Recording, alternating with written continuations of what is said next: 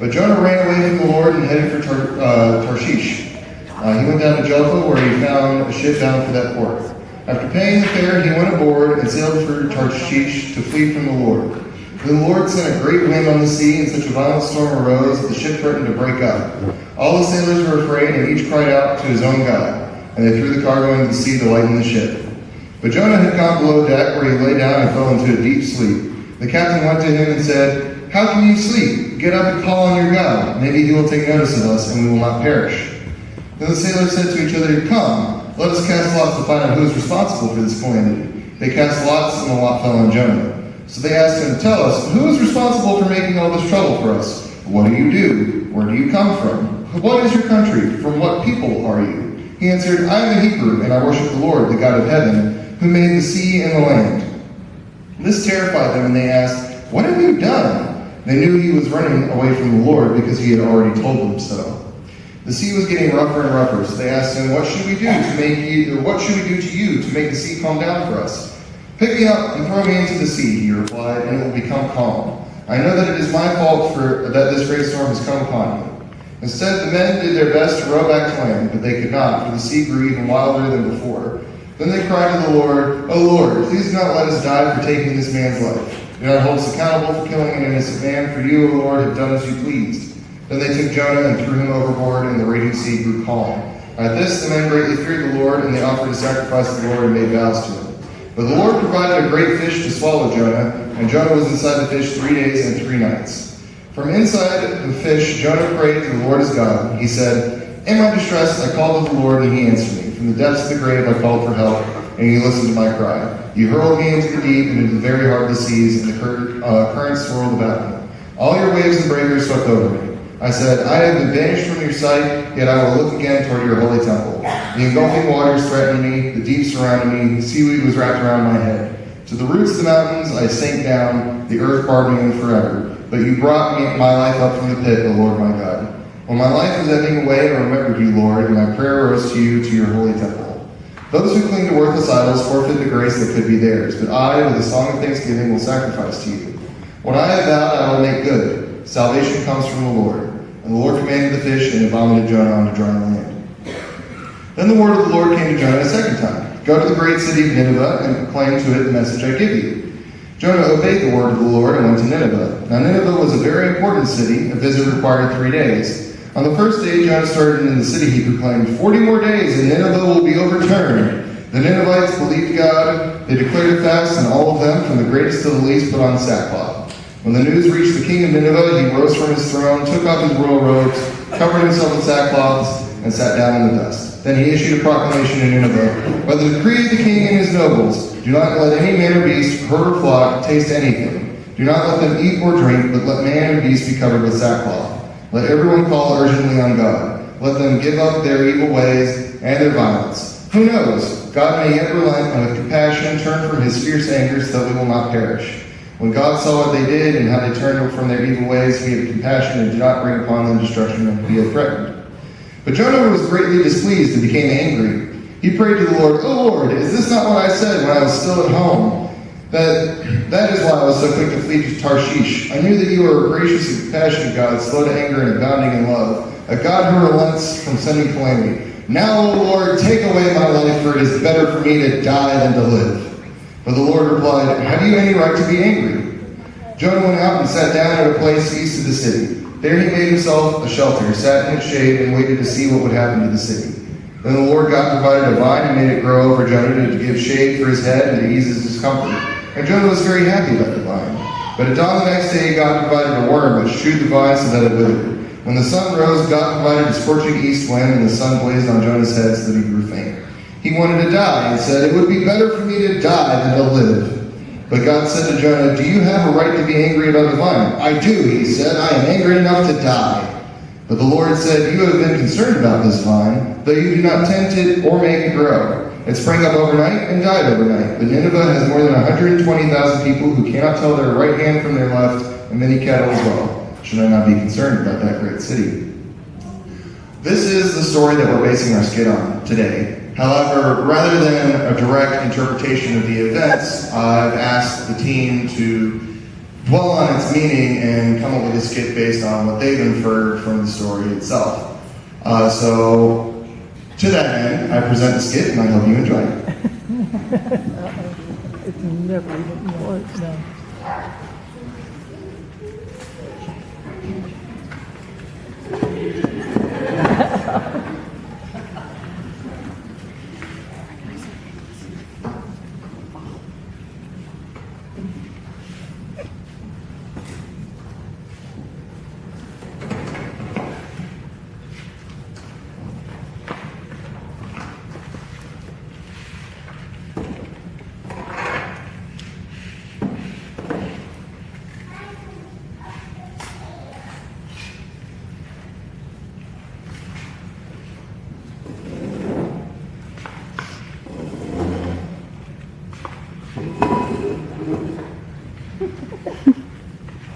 On the bright morning, we found Jonah and Andrea Than.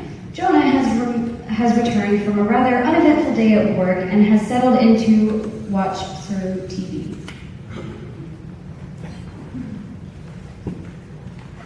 Jonah, would you please cut the grass? Why? Whoa.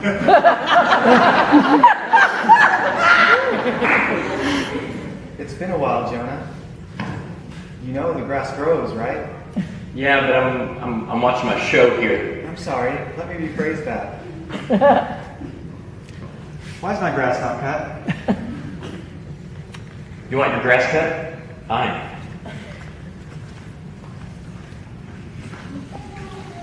Am I supposed to cut it with this? Okay.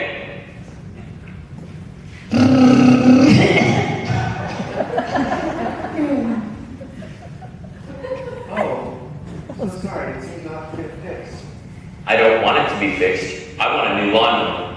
You can't pay for a new lawnmower, Jonah. We might be able to if you didn't have 12 dogs you had to feed. Don't threaten Micah, Michael, Tony, Fluffy, Penelope.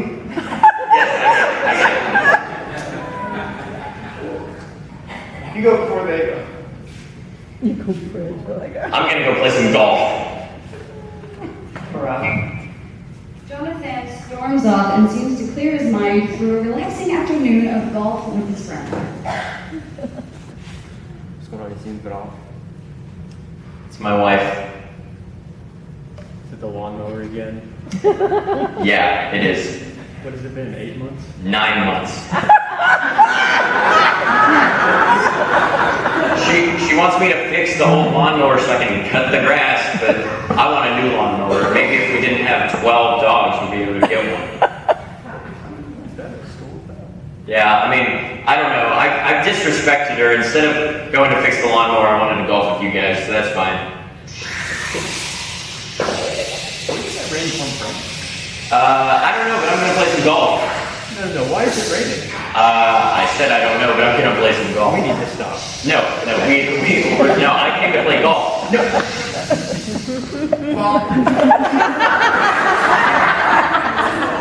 Oh my goodness, what have you done? What have you done?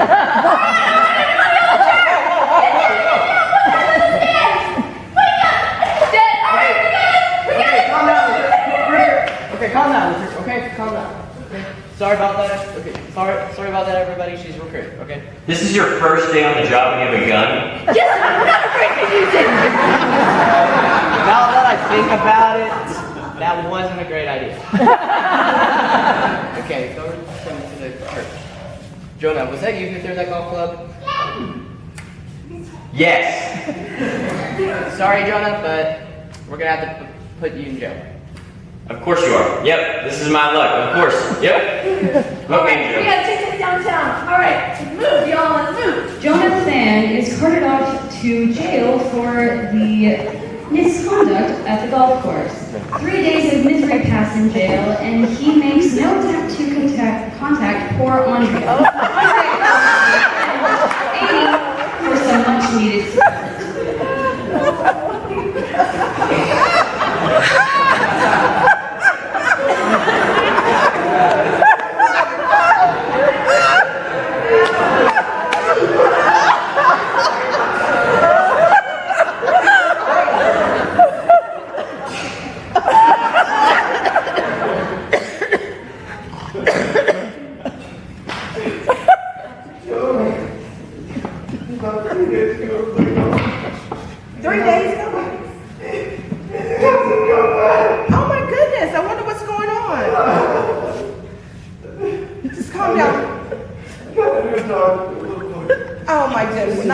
dog.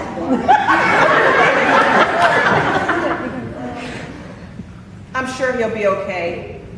I'm sure he'll call soon. Everything will be fine. Just calm down.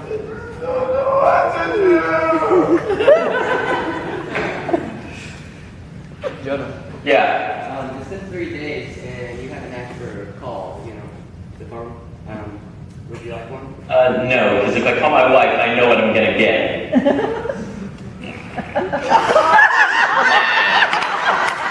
Where's the phone? Thank you. I'm sure he'll call soon. I don't know that chance. I'm sorry. I'm getting a call from another line. Okay, I'll check with you later. Hello? Hey, sweetie. Why my grass not cut?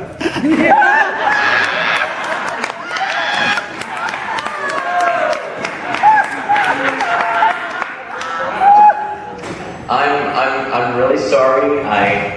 I decided to go golfing instead, and now I'm in a whale. I'm in jail. I'm in jail. I'm so sorry. All right. I'm going to get you, and you're going to get that lawnmower fixed, and you're going to cut the grass. Yes, dear. Yes, dear. Andrea bails Jonathan out of the slammer, and Jonah reluctantly ventures to amend his ways by taking the broken lawnmower to Nirvana gonna fix it.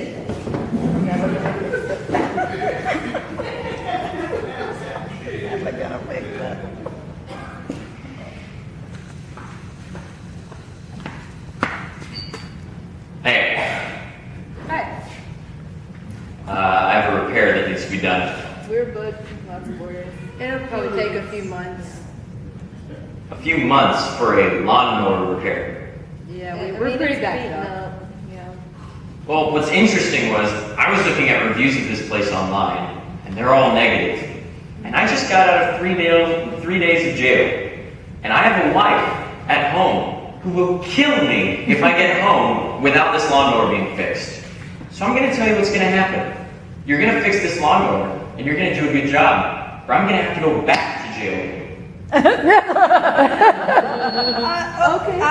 I think we just got an opening. We can do it right now. Interesting. Good. Yes. Let me know whenever you're finished.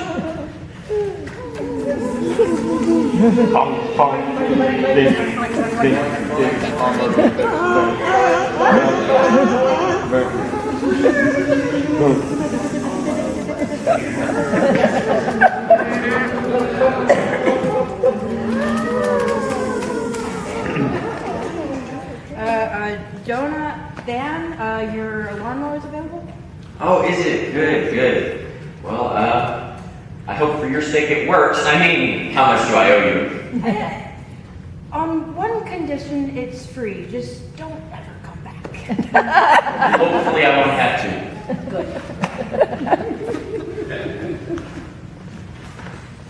Jonah, yeah, you did it. Isn't it pretty? Yeah, it's pretty, but it's the same lawnmower we've had for 12 years. I wanted a new one. Oh, I'm so sorry. Yeah, sure. I'm gonna go cut the grass.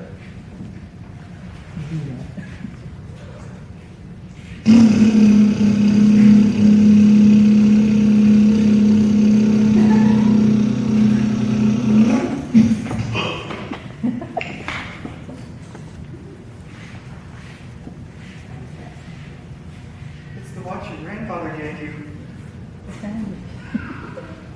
I ran it over. It's in pieces. I don't know how much that meant to you. It's okay maybe if I'd gotten that lawnmower fixed sooner and the grass cut, this wouldn't have happened. The end.